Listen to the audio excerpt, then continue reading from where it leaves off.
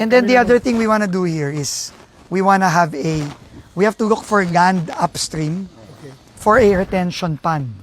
Meaning, we will bring the water to the retention pond para less speed of water going down. Control yan. Di ba? Parang ano, it's like a, Like a dam.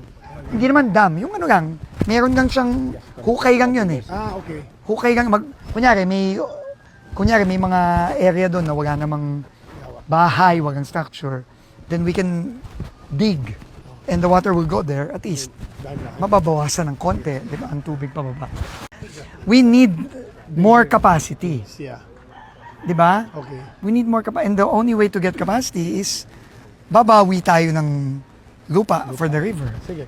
We'll Kasi I'm pretty sure the river was not this narrow in the past. Yes. It was much. Yeah, without Wider. this dati, baka here pa nga eh. Ang problema, may encroachment na eh. Ang problema lang, baka titulado yan.